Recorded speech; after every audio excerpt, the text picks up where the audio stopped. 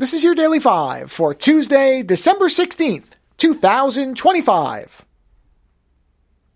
You might have thought that we were going to be doing all Hallmark movies this week, but I am very happy to tell you we are not. That was a one-off, My Southern Family Christmas, while an interesting experiment, and a movie that I constantly refer to as a Southern Family Christmas for some reason, was a one-time deal. We are going back to what we normally watch, starting with another holiday, well, I was going to say another holiday horror film, but I can't really call that Hallmark film a horror film. It may be a horror film for some people, but it's actually a heartwarming, earnestly made movie. Today's film, though, or today's review, is of a film that is most certainly a horror film, 1974's Black Christmas. So, a Christmas film. Now, this movie, I think, has had at least one remake or reboot or sequel, something. I know there's been a couple of these made. I actually had never seen any of them, not the remakes and not the original, which I'm sure a lot of people are surprised about. And I've had this on my watch list for at least 5 or 6 years, and I just, for some reason, was never in the mood to watch it. But I thought, okay, I'm going to follow up the Hallmark film with something that's more along the lines of what we normally watch, and I wanted to go with a safe bet.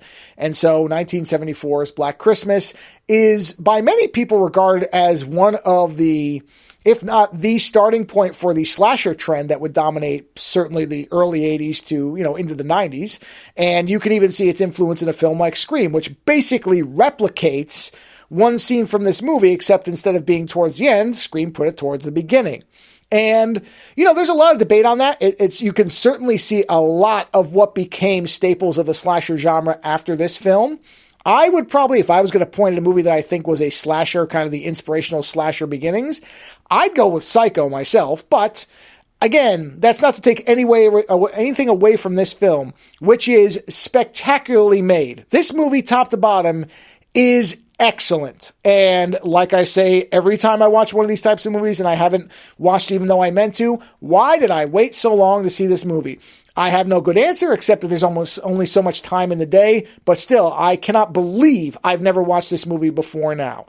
Honestly, and it's made by, as an aside, the same director who did Porky's and A Christmas Story, which really does indicate that Bob Clark, the director, was a versatile person because he can make a movie in any genre and they all work for what they're trying to be. Really, really impressive.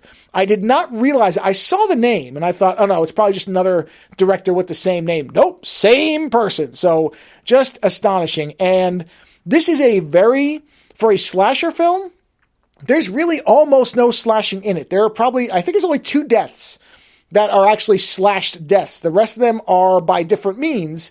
But again, there's so much of what defines slasher movies in here, just without the kind of slashing part of it. But what makes the movie work regardless, because it's a fairly simple and straightforward film. There's not a lot of effects because it's 1974, so even a decade later, you had better gore effects and different things in the industry. It's simple, it's well told, and it succeeds on the 3 things that, honestly, as long as you've got them, nothing else really matters. It's directed with a careful and considered eye. The acting is uniformly great, and the story is expertly told. There are moments in this movie that are so tense. And even knowing the story now, rewatching it, I know those scenes will still be tense because those 3 elements are present. It's just, there are parts in that movie where I know I will be nervous, even though I know what's going to happen, because again, it's just so well crafted. And, I would recommend this. I know there are people who aren't horror people. In fact, Lando's not really a horror person, and he was impressed with it too. I would recommend this to even people who don't normally go in for horror, because I would more describe this as a psychological thriller with horror elements than a slasher film. Even though those parts are there, you can definitely define it as a slasher as well. When people think of slashers, they think of things like Friday the 13th, where it's just kind of, okay, lots of nothing until somebody gets killed. Lots of nothing, somebody gets killed, blah, blah, blah, blah, blah, and that's what it is. That's not this movie. This movie establishes the characters really well. You understand who they are. You care about them. And so when they come under threat, it actually affects you. So this is already considered a classic, and for good reason. So if you've never seen 1974's Black Christmas, like I haven't, fix that mistake immediately because this one is worth watching. Later.